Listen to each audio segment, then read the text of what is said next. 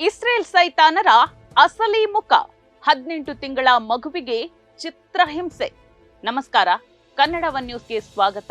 ನಾನು ನಿಶ್ಮಾ ಇರ್ಷಾದ್.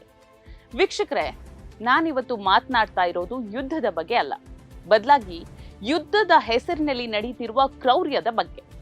ನಿಮ್ಮಲ್ಲಿ ಕಿಂಚತ್ತಾದ್ರೂ ಮನುಷ್ಯತ್ವ ಅನ್ನೋದು ಉಳಿದಿದ್ರೆ ಈ ಘಟನೆ ನಿಮ್ಮ ಎದೆಯನ್ನ ನಡುಗಿಸುತ್ತೆ. ಅದು 18 ತಿಂಗಳ ಹಸುಗೂಸು. ಇನ್ನೂ ಸರಿಯಾಗಿ ಮಾತು ಕೂಡ ಬಾರದ ಆ ಮಗುವಿನ ಮೇಲೆ ಇಸ್ರೇಲ್ ಸೈನಿಕರು ತೋರಿಸಿರುವ ರಾಕ್ಷಸೀಯ ಕೃತ್ಯ ಇಡೀ ಜಗತ್ತೇ ತಲೆ ತಗ್ಗಿಸುವಂತೆ ಮಾಡಿದೆ. ಯುದ್ಧದ ಭೀಕರತೆಯ ನಡುವೆ ಮನುಷ್ಯ ತನ್ನೊಳಗಿರುವ ರಾಕ್ಷಸ ರೂಪವನ್ನ ಹೇಗೆ ಪ್ರದರ್ಶಿಸ್ತಾನೆ ಎಂಬುದಕ್ಕೆ ಇದೊಂದು ಜ್ವಲಂತ ಸಾಕ್ಷಿ ಅಂತಾನೆ ಹೇಳ್ಬಹುದು. ಗಾಜಾದ ಮಣ್ಣಿನಲ್ಲಿ ಹರಿತಿರುವ ಆ ಹಸುಗೂಸಿನ ಕಣ್ಣೀರು ಮತ್ತು ರಕ್ತ ಇಸ್ರೇಲ್ನ ಅಹಂಕಾರ ಮತ್ತು ಕ್ರೌರ್ಯದ ಕಥೆಯನ್ನ ಜಗತ್ತಿಗೆ ಸಾರ್ತಾ ಇದೆ. 18 ತಿಂಗಳ ಹಸುಗೂಸದು. ಇನ್ನೂ ಸರಿಯಾಗಿ ಮಾತು ಕೂಡ ಬಾರದ, ಲೋಕದ ಜ್ಞಾನವೇ ಇಲ್ಲದ ಒಂದು ನಿರ್ದೋಷಿ ಜೀವ ಅದು. ಆ ಮಗುವಿನ ಹೆಸರು ಜವಾದ್ ಅಬು ನಸಾರ್ ಅಂತ. ಆ ಪುಟ್ಟ ಕಣ್ಣುಗಳಲ್ಲಿ ಪ್ರಪಂಚವನ್ನ ನೋಡುವ ಸಂಭ್ರಮವಿರ್ಬೇಕಿತ್ತು. ಆದ್ರೆ ಅಲ್ಲಿ ತುಂಬಿರೋದು ಕೇವಲ ಭಯ ಮತ್ತು ವೇದನೆ. ಇಸ್ರೇಲ್ ಪಡೆಗಳು ಈ ಮಗುವನ್ನ ಒತ್ತೆಯಾಳಾಗಿ ಇರಿಸಿಕೊಂಡಿದೆ. ಅಷ್ಟೇ ಅಲ್ಲ, ಆ ಮಗುವಿನ ಮೇಲೆ ತೋರಿರುವ ವಿಕೃತ ಕ್ರೌರ್ಯ ಎಂತಹ ಕಟುಕನಿಗೂ ಎದೆ ನಡುಗುವಂತೆ ಮಾಡ್ತದೆ. ಮಗುವಿನ ಕಾಲುಗಳ ಮೇಲೆ ಸಿಗರೇಟ್ನಿಂದ ಸುಟ್ಟ ಗಾಯಗಳಿವೆ. ಆ ಮೃದುವಾದ ಚರ್ಮವು ಬೆಂಕಿಯ ಕೆಂಡಕ್ಕೆ ಸಿಕ್ಕಿ ಬೆಂದು ಹೋಗಿದೆ.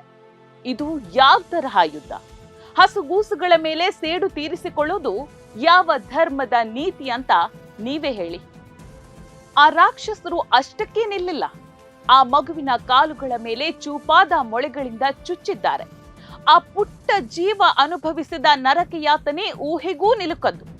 ಇದೆಲ್ಲ ನಡೆದಿದ್ದೆಲ್ಲಿ ಗೊತ್ತಾ?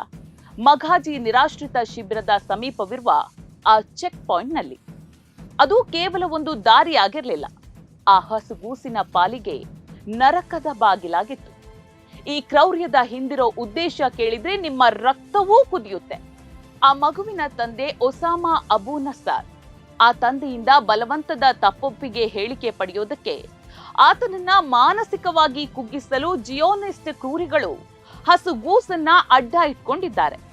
ಒಬ್ಬ ತಂದೆಯ ಕಣ್ಣೆದುರೇ ಮಗುವಿಗೆ ಸಿಗರೇಟ್ನಿಂದ ಸುಟ್ಟು ಮೊಳೆ ಚುಚ್ಚಿ ವಿಕೃತ ಆನಂದ ಅನುಭವಿಸಿದ್ದಾರೆ. ತನ್ನ ನೋವನ್ನ ತಾಯಿಗೆ ಹೇಳಿಕೊಳ್ಳಲು ಬಾರದ ಆ ಹಸುಗೂಸು ಎಷ್ಟು ಗಂಟೆಗಳ ಕಾಲ ಅತ್ತು ಕರೆದಿರಬಹುದು ಯೋಚಿಸಿ. ಆ ಕಿರುಚಾಟ, ಆ ನೋವು, ಆ ಅಸಹಾಯಕತೆ ಇಸ್ರೇಲ್ ಸೈನಿಕರ ಕಲ್ಲಿನಂತಹ ಹೃದಯವನ್ನ ಕರಗಿಸ್ಲಿಲ್ವಾ? ನಿಜವಾಗಿಯೂ ಇವರು ಮನುಷ್ಯರಲ್ಲ, ಮನುಷ್ಯತ್ವದ ಮುಖವಾಡ ಹಾಕಿಕೊಂಡಿರುವ ಕ್ರೂರ ಸೈತಾನರಿವರು. ಇಸ್ರೇಲ್ ಜಗತ್ತಿನ ಮುಂದೆ ತನ್ನನ್ನ ತಾನು ಅತ್ಯಂತ ಸಂಸ್ಕಾರಯುತ ಮತ್ತು ಪ್ರಜಾಪ್ರಭುತ್ವದ ಮೌಲ್ಯಗಳನ್ನ ಗೌರವಿಸುವ ದೇಶ ಅಂತ ಬಿಂಬಿಸಿಕೊಳ್ತದೆ. ಆದ್ರೆ ಈ ಘಟನೆ ಅವರ ಅಸಲಿ ಮುಖವನ್ನ ಅನಾವರಣಗೊಳಿಸಿದೆ. 18 ತಿಂಗಳ ಮಗು ಭಯೋತ್ಪಾದಕನೇ? ಮೊಳೆಗಳಿಂದ ಚುಚ್ಚೋದು, ಸಿಗರೇಟ್ನಿಂದ ಸುಡುವುದು ಅವರ ಆತ್ಮರಕ್ಷಣೆಯ ತಂತ್ರವೇ? ಇದು ಆತ್ಮರಕ್ಷಣೆ ಅಲ್ಲ, ಇದು ಹೇಡಿತನದ ಪರಮಾವಧಿ. ತನ್ನ ಎದುರಾಳಿಗಳನ್ನ ಎದುರಿಸಲಾಗದೆ ಹಸುಗೂಸುಗಳ ಮೇಲೆ ಸೇಡು ತೀರಿಸಿಕೊಳ್ಳುವ ಹೇಡಿಗಳು ಇವರು. ಇಷ್ಟೆಲ್ಲ ನಡೀತಾ ಇದ್ರೂ ಜಗತ್ತಿನ ದೊಡ್ಡ ರಾಷ್ಟ್ರಗಳು ಕಣ್ಮುಚ್ಚಿ ಕುಳಿತಿದೆ. ಮಾನವ ಹಕ್ಕುಗಳ ಬಗ್ಗೆ ಉದ್ದುದ್ದ ಭಾಷಣ ಬೀಗುವ ವಿಶ್ವಸಂಸ್ಥೆ ಈಗೆಲ್ಲ ಹೋಗಿದೆ? ಇಂದು ಆ ಮಗುವಿನ ಕಾಲುಗಳ ಮೇಲಿರುವ ಗಾಯದ ಗುರುತುಗಳು ಕೇವಲ ಇಸ್ರೇಲ್ನ ಕ್ರೌರ್ಯಕ್ಕೆ ಸಾಕ್ಷಿಯಲ್ಲ, ಬದಲಾಗಿ ಇಡೀ ವಿಶ್ವದ ಅಸಹಾಯಕತೆ ಮತ್ತು ಮೌನಕ್ಕೆ ಹಿಡಿದಿರುವ ಕನ್ನಡಿ. ಹೌದು, ಇತಿಹಾಸದಲ್ಲಿ ಅನೇಕ ಸರ್ವಾಧಿಕಾರಿಗಳು ಮತ್ತು ಕ್ರೂರಿಗಳು ಬಂದು ಹೋಗಿದ್ದಾರೆ. ಇವರೆಲ್ಲರೂ ಕೊನೆಗೆ ನಾಶವಾಗಿದ್ದಾರೆ. ಇಸ್ರೇಲ್ನ ಈ ಅಹಂಕಾರ ಕೂಡ ಒಂದು ದಿನ ಮಣ್ಣು ಪಾಲಾಗತ್ತೆ. ಆ ಮಗುವಿನ ಕಾಲುಗಳ ಮೇಲಿರುವ ಗಾಯದ ಗುರುತುಗಳು ಅವರ ಪತನದ ಮುನ್ಸೂಚನೆಯಾಗಿದೆ. ಮನುಷ್ಯತ್ವ ಸತ್ತು ಹೋಗಿರುವ ಈ ಕಾಲದಲ್ಲಿ ಆ ಮಗುವಿನ ನೋವು ಪ್ರತಿಯೊಬ್ಬರ ಆತ್ಮಸಾಕ್ಷಿಯನ್ನ ಬಡಿದೆಬ್ಬಿಸಬೇಕಿದೆ. ಮನುಷ್ಯ ಎಷ್ಟೇ ಮುಂದುವರಿದ್ರೂ ಅವನ ಆಳದಲ್ಲಿರುವ ಕ್ರೌರ್ಯ ಇನ್ನೂ ಸತ್ತಿಲ್ಲ. ನಾಗರಿಕತೆಯ ಮುಖವಾಡದ ಹಿಂದೆ ರಾಕ್ಷಸೀಯ ಪ್ರವೃತ್ತಿ ಅಡಗಿದೆ. ಈ ರಾಕ್ಷಸೀಯ ಪ್ರವೃತ್ತಿಯನ್ನ ತೊಡೆದು ಹಾಕೋದಕ್ಕೆ ನಾವೆಲ್ಲರೂ ಒಟ್ಟಾಗಿ ಶ್ರಮಿಸಬೇಕಿದೆ.